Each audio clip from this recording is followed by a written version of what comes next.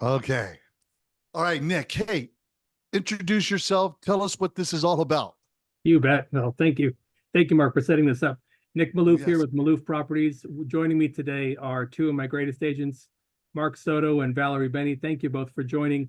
We are here to discuss, as you both know, the crazy, crazy news stories about the National Association of Realtors' settlement in regard to realtor practices. And it's all over the news. People are calling us, asking us. So we figured, let's do this. Let's discuss among and between ourselves what all is going on, what it might mean, and how we can serve clients moving forward.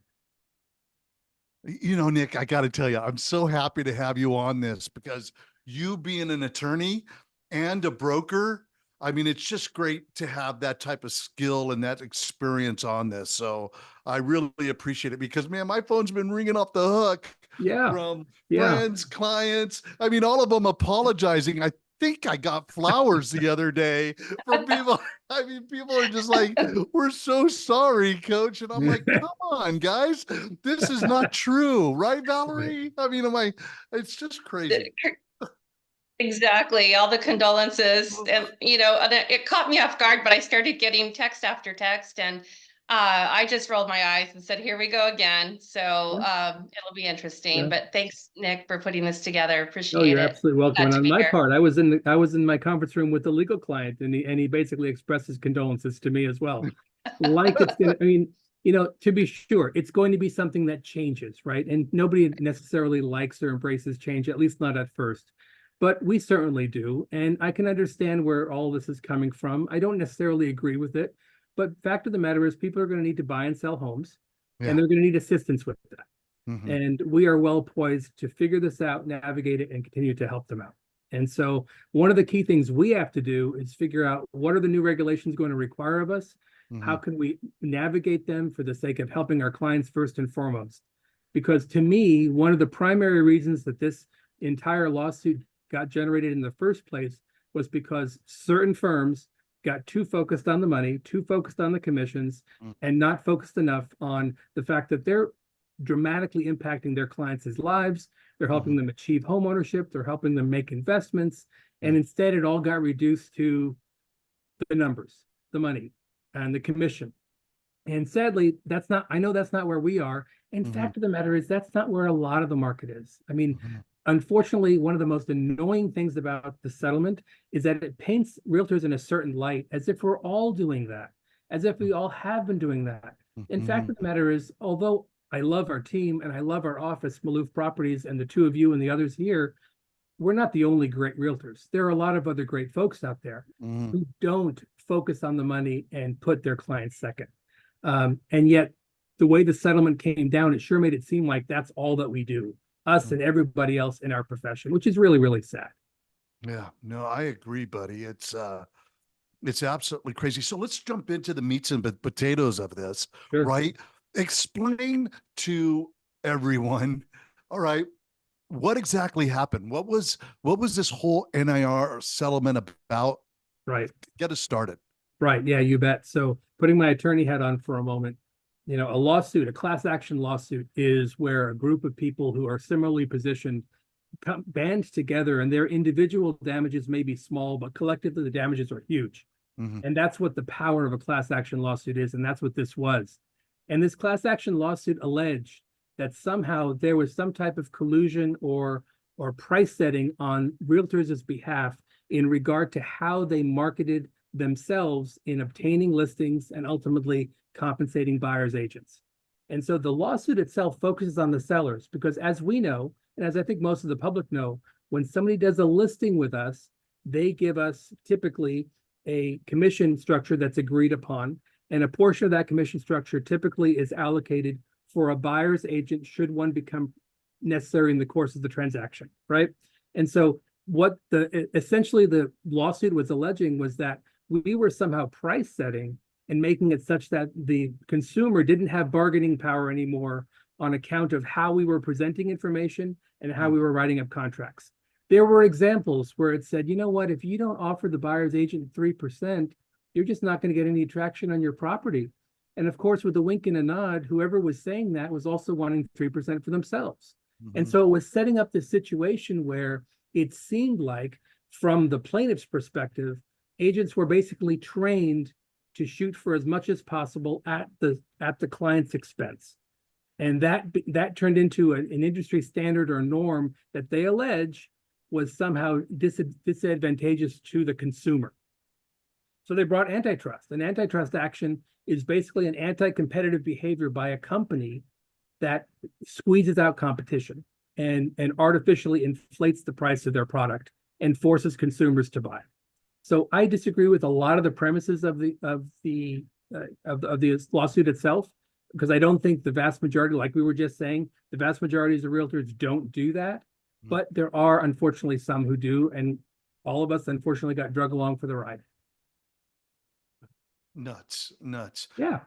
I know beyond a shadow of a doubt, when it comes to talking with my clients, whether it's on the listing side or a buyer side, they always know that there's my commission is negotiable, right? They always know that there's never been a hidden a thing regarding that. I've lost count. And I think Valerie could probably say the same thing, that when it comes to escrows, right?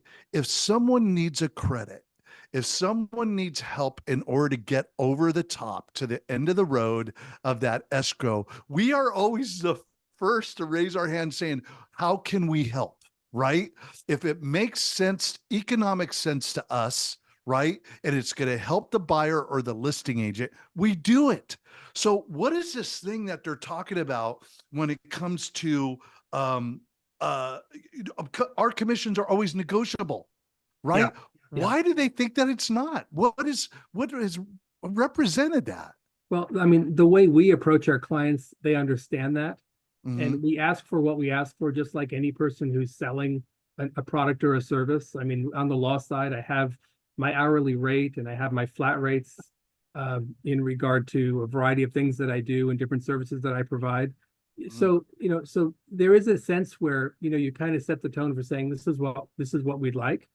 But the idea or the notion that it's not something that could be discussed, is a real problem, and is absolutely not true. And the idea or the notion that it is something that we set and won't deviate from is absolutely not true, especially in regard to offices like ours that are looking to achieve the client's goal and not be self-serving in everything that we do. I mean, that's really us, and admittedly a lot of other realtors as well. But the perspective of this lawsuit was that, no, realtors are always, entirely self-interested and pulling the wool over, clients' eyes, which, I mean, it's sensationalism. And it's a lot of what happens in litigation. The plaintiff's perspective is overblown. The defense is overblown. Oh, we didn't do anything. Well, you know what? There are realtors who do these kinds of things, and there are shady actors in our industry. And I wish that what came down in the form of a settlement that binds all of us was something that was only and specifically targeted to those bad actors in the industry that have given us a bad name, because really that's what should have happened. There should have been enforcement at the local level, the more targeted level, to those that are just not doing a good job and are just misrepresenting themselves and tarnishing our name in this industry. Valerie, you have anything you want to add to that? Well, our California residential purchase contract has been working for, over 100 years. The NAR has been around, and I feel like in California, California is one of the most litigious states in our country. So it was once mentioned to me by a mentor and a broker early on that our residential purchase contract, our listing agreements, and other forms were written for attorneys by attorneys. And, rules are rules. And for the most part, if for over 100 years they work, if something's not really broken, then don't fix it. So, I can understand with the fact that there were some people who might have crossed the line and, made the industry look bad, but hopefully this new system that they have in place will keep doing what's working, keep allowing us to follow good rules, because, for the last 20 plus years of doing this, I help my clients interpret and to make sure we follow the rules, with the contract. So I spend my whole time trying to keep people out of court. And so far, knock on wood, it's worked. Right. So I'm, hoping that with these changes, it's just going to make us better. It'll make our system better, but I don't think that there's a necessity to completely overhaul something that has been proven. That's just my opinion. Yeah, no, I would have to agree. And you know what? After the settlement came through, I was curious. I had my law clerk research the Missouri listing agreement, and we found it. And I compared it carefully to our own here in California, and largely it says the same thing. So I don't think the issue was necessarily the jurisdiction, that particular jurisdiction, that state, or how California does it versus Missouri. At first, I thought maybe that was the case. Maybe they just had bad, underdeveloped forms that didn't make these things clear. That wasn't the case at all. What they have and what we have here in the state of California are some bad realtors. It's not about the forms necessarily. It's about how things are presented and how things are sold. And unfortunately, there were enough bad actors in this industry to raise the eyebrows of enough plaintiffs to band together and say, this is wrong and this is how it always is. One fact of the matter is we know this is not how it always is. This is not how we do business, the three of us. This is not how other folks in Maloof Properties do business. And to be fair, this is not how a lot of realtors do business. However, we're all stuck with that label as a result of what was discussed. And, and just to transition, the types of things that they're wanting to do as a result of this settlement, to me, are not necessarily going to help the consumer. They're just going to complicate things for the consumer, and they're going to make it so that our commission is more at issue than ever, which is sad. Because before we had clarity, the listing agent would get a gross commission. We knew that some portion of it would be shared with us. It didn't have to be half. It could be more or less, depending upon the circumstances and what seemed to make good sense. And that commission was posted. And as long as we were fair, then we show that house along with every other house, even if commissions differed, that fit our clients' needs. And whatever one we were successful in negotiating on behalf of our client, we would get paid accordingly. Now, we don't have the ability to know what commissions are, which isn't so much of a problem, but it's going to make us have to ask every single time at the time that we're presenting an offer and not necessarily know what those are. Are any commissions being offered? And if not, how then do we get compensated?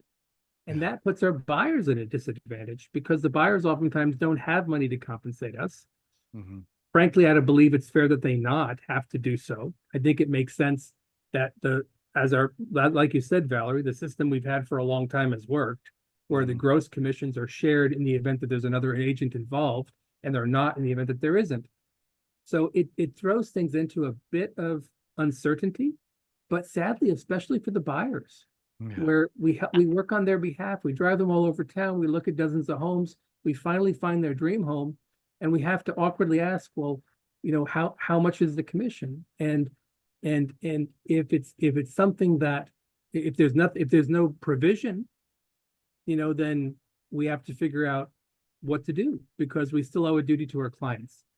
And it creates an awkwardness that didn't exist before, which is unfortunate. And I don't think it's going to serve the industry in the long term. But I'm hopeful, Valerie, that you're right, and that we'll all adjust, and that this will be a good thing as we adapt and learn, and find out how to take make better tactics to help our clients out. Right. I think bottom line is this isn't about our commissions. It's about how we could work to our very highest level and the highest standards, the code of ethics, the strict code of ethics that we've all abided by in getting our licenses.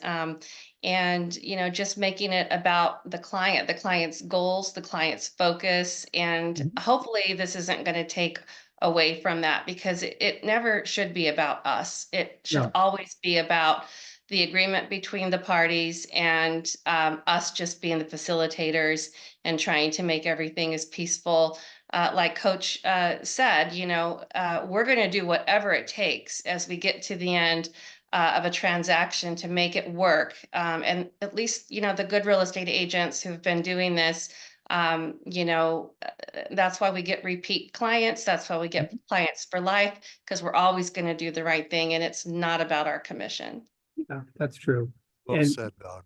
yeah, it was. It was very well said. And Mm. and just to be clear on my part, you know, the awkwardness in having to bring up the commission because it's not disclosed to us as what's being offered, you Mhm. know, unfortunately will make it seem even more than before, in my opinion, that it is, because Yeah. we have to ask and we Yeah. have to have that be part of the conversation in front of our buyers.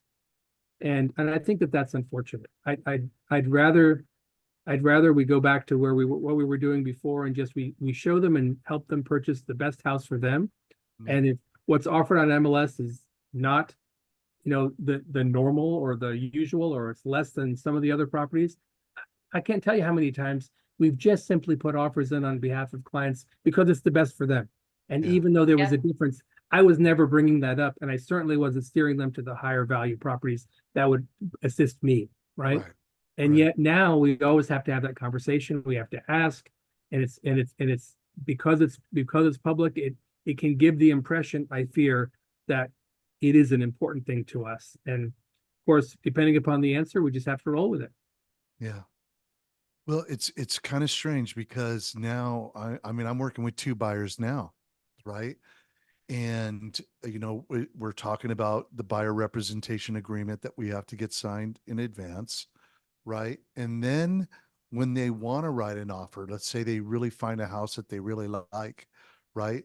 Now I've got to ask that listing agent, like you said, Nick, whether they fairly compensate for my work, right? And if they come back and they say no, right?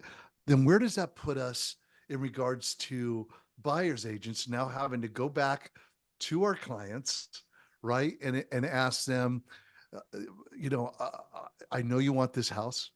I want to write an offer on this house, but they're not getting any compensation back. How do we react at that point? I know. Right? It really puts a sticking point there that we've never had to cross before. And you're right. I mean, is this really fair to the buyer? It's going to be really rough to see how this all smooths out over the next few months. Well, I I hope the think it's market. all, oh, Go I'm ahead, sorry. Valerie. No, I please go think ahead. it's, you know, and like Nick and I talked about early on, this is pretty much the same as we've always been working. Commissions have always been negotiable. It states that when we take the listing agreement and ask the seller, you know, how much compensation they want to offer, and we explain how it's split and how it's split. We offer them a net sheet. So everything is fully transparent at the beginning. We Mhm. spell out the numbers. It's when you get something that's vague or the rules aren't established up front, that it's going to get kind of weird. And I just don't see how that's going to be a win-win. You know, home builders, some of them cooperate and some of them don't. Over the years, when, you know, the market's tight, they're offering us a full 3% to bring buyers. And then when the market kind of turns to the seller's favor, they announce that they're no longer cooperating with us. But if our buyers want to see one of their model homes, sure enough, as we're touring, knowing that they're not cooperating with us, you know, a good agent is still going to walk in the model homes with the client. And if that's what the client chooses, you know, we have to be in support of that. Mhm. Absolutely. No, really Yeah. well put. Yeah. Really Really well well put. very well put. Yeah. So, um, what happens moving forward? Okay. We know this is coming in place, right? It's supposed to happen sometime in July, Right. right? Um, what with the buyers and our clients that are going to be watching this, how do we settle them to know that they're going to get the best representation, they're going to get the most love that they could possibly get still from us, right? That we don't quit sending flowers, we're still a business, right? How do you propose, Nick, that we navigate that? Well, I mean, we're professionals, and as professionals, we provide a service. Mm-hmm. And the only way you can provide a service successfully and have any kind of staying power in the market is to do a good job and to have heart and to explain and convey that our focus really is on our clients Mhm. and achieving whatever it is that makes sense for them. Mhm. And so first and foremost, I think we can get over the technical hurdles of what we know and what we don't know about buyer compensation when we're helping buyers, just simply by gaining their trust really and truly and doing a good job. And admittedly, I think because of all the publicity that this settlement has gotten, I think buyers are going to be asking questions too, and buyers know for the most part that they need help. They need Mhm. access. We have access to lockboxes and all the rest. They do need help. And so if we establish that strong rapport with our clients, first and foremost, then we'll work it through together, right? And we'll explain to buyers, similar to how we're talking with each other now, that we need to be fairly compensated. They're going to nod in approval, and they're going to acknowledge that we've done a good job and that we're working hard on their behalf, and that we're not out to line our own pockets, but rather to figure out what their needs are and meet them, right? And so the starting point, I don't think, is the technical, how do our forms change or how does our protocol change?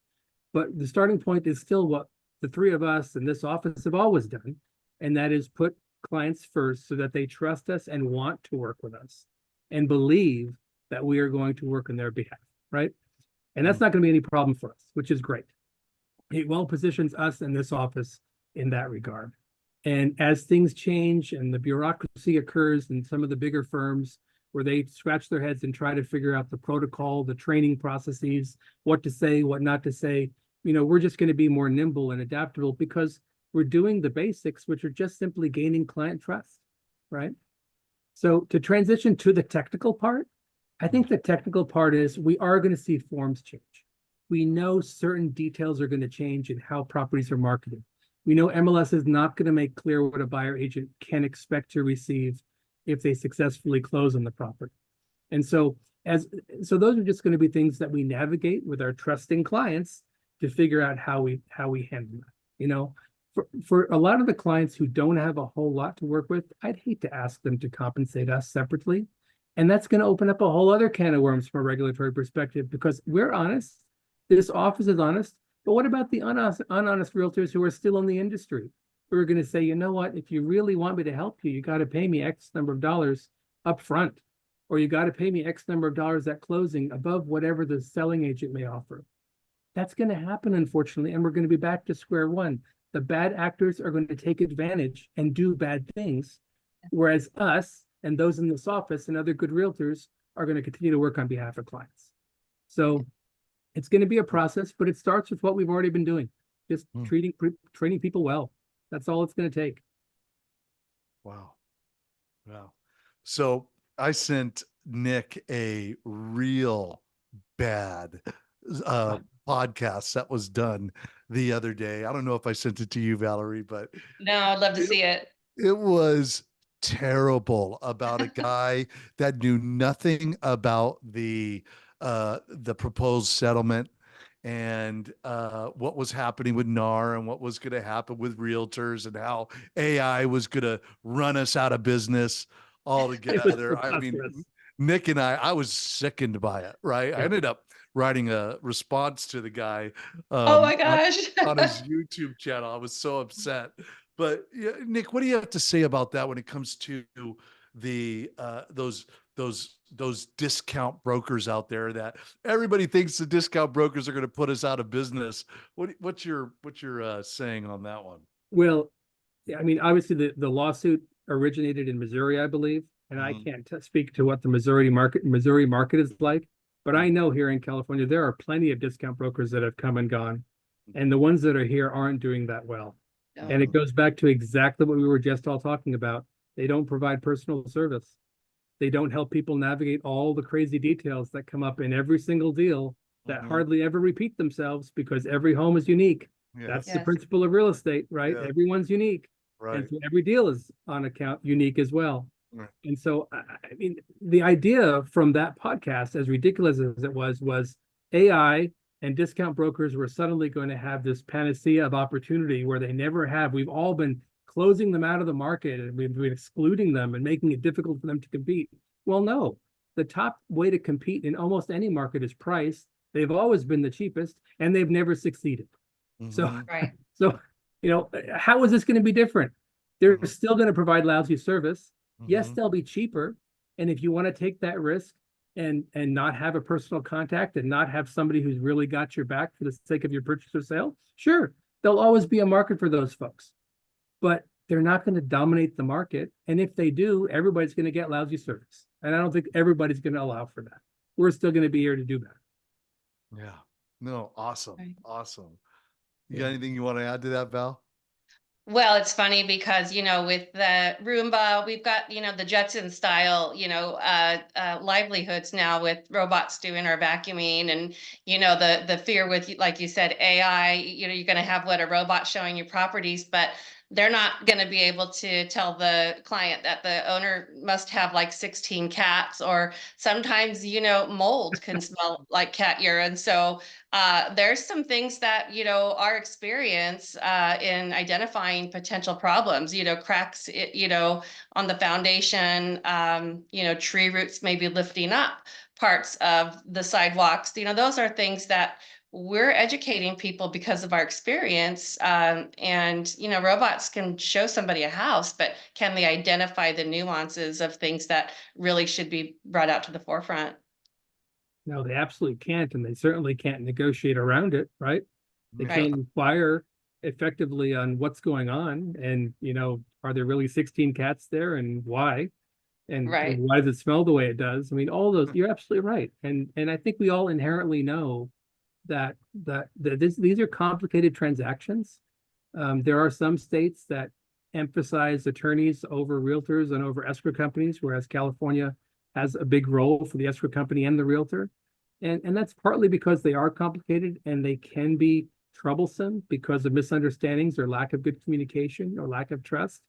And so, I mean, again, all the more reason you need somebody who's actually knowledgeable, who has that breadth of knowledge to be able to issue spot. In law, we call it issue spotting, where I may not be an intellectual property attorney and I'm not. I may not be an employment attorney and I'm not. I may not be any number of types of attorneys, bankruptcies, goes on, and I'm not. But I know enough to be able to spot that there may be an issue here where you should go talk to somebody about those circumstances, about those details. And for us, we're not contractors and we're not inspectors, but we oftentimes can just get a good sense and direct our clients that discount brokers and AI certainly are never going to be able to achieve. Right. And if people think that our commissions, are at the forefront, our billable hours are probably sure a heck of a lot less than you as an attorney. I don't know, if we can even put in all of the hours that we spend, and then after we calculate it out. I mean, Right. I think Yeah. people get the perception that the commission goes directly to us as agents, but it should be brought out how it is, goes to the broker. E&O insurance is not going to cover any of us if we're working for free. I think we Right. have to be making some kind of a wage or Yeah. hourly rate, but it's going to be interesting. Yeah. Well, that brings to mind something that I've seen on Facebook a lot. And a lot of realtors have been posting this very long list of all that they do. It's like 70 or 80 Seen it. points. Yeah. And fact of the matter is, all that is true. We do all of those things. I mean, when you break a big task down that much, it's always going to be a long list, right? But what I Yeah. don't like about that post is that it says that the average realtor only makes 31,000 a year. And we know the numbers in our industry. And if successful, you can make a whole lot more than that in our industry, and we earn it. But the 31,000 is there to offer sympathy, like, oh, we're not compensated much at all as it is. We are. We can, if we're successful and diligent, like the three of us are, and like those are in this office, we can do much better than that. But we got to earn it. And the only reason that $31,000 average is there is because there are a lot of people who don't do very much or don't earn it. Hmm. Yeah, maybe this will weed out the hobby realtors, the onesie twosie. And not to say that there's anything wrong with that, but I think that, if somebody wants full service, full-time real estate agent, and they're willing to pay for that, then there is going to be a point of difference of what kind of quality service that they'll expect and deserve. Yeah, absolutely. Totally agree. Absolutely. So, I mean, playing the sympathy card to us. I mean, please don't send us flowers. We're Right? not We don't need martyrs. your sympathy, and we will navigate this, and we will continue to have a client focus. And while we're not thrilled about the way this went down, we're also not intimidated. We'll figure it out, and we'll continue to work on behalf of clients.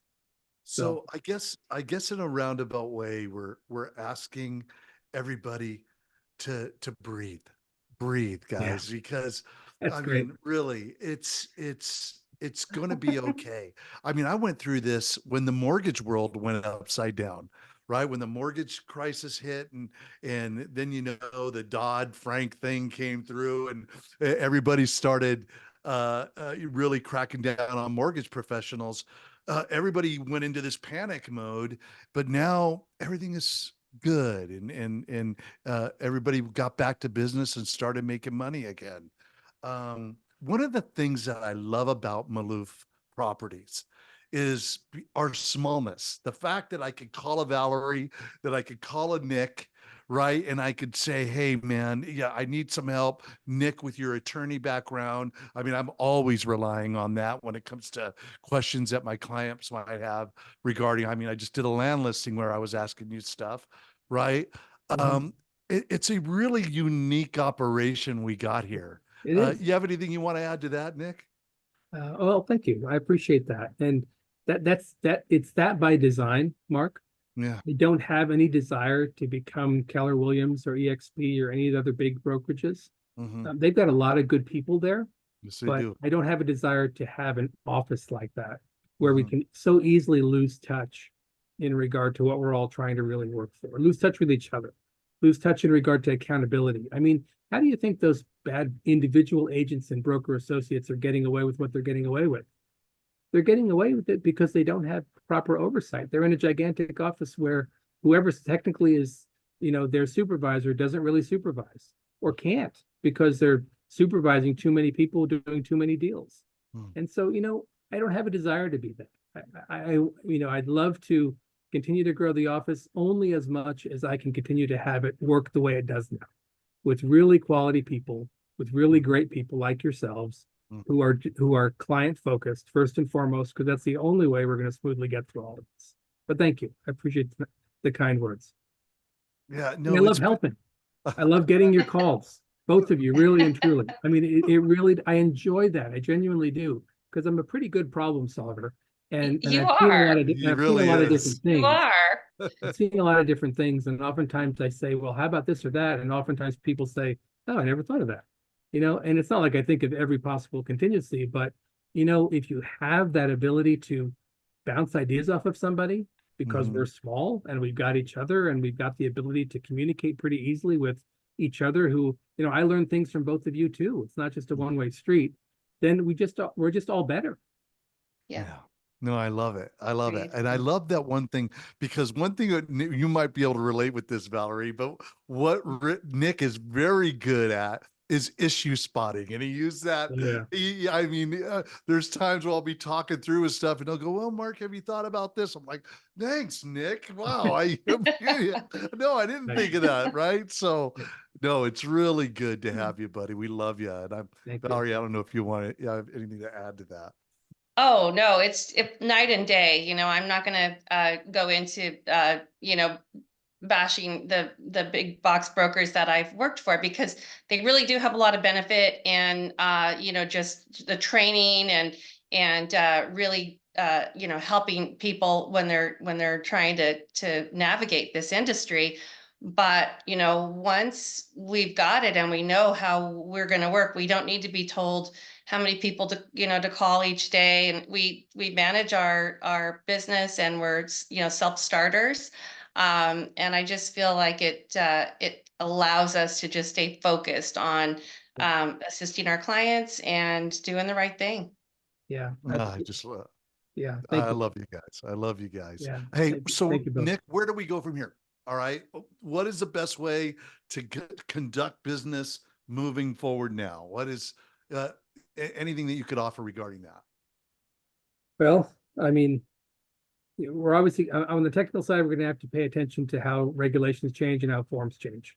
And something that I and very comfortable doing is reading those forms and actually understanding it as the attorney that they warn everybody to go find, right?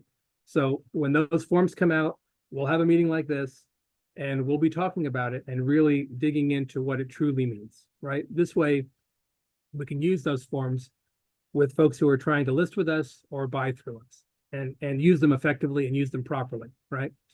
So on the technical side, I'm not real intimidated about that, but I don't have control over it either. I'm not sure what the forms are going to look like. They're not asking me. And so we'll just have to see how that plays out. You know, on the interpersonal side, it's more of what we've been talking about. Just keep our ears to the ground in terms of how we can help people and doing our best in order to do that. And, you know, obviously the world's not going to come to a halt until July when some of this comes into play. So we're all involved in transactions right now on the buy side or the sell side, and we're answering questions. And the most important thing is to maintain client trust and realize we're not one of them. We're not one of the folks that pulled wool over eyes, that tried to dupe people into paying too much, that didn't give people choice, that didn't make, you know, that otherwise worked in a self-serving manner, you know, and we do that, we'll be fine. And once we have some technical rules to follow, then I'll help figure out what those are and we'll all follow accordingly. We'll all follow them for sure. Rules I are know. good. I know you will. Yes. Yeah. Both will. Well, is there anything else that you guys think we might have missed that people would want to know about?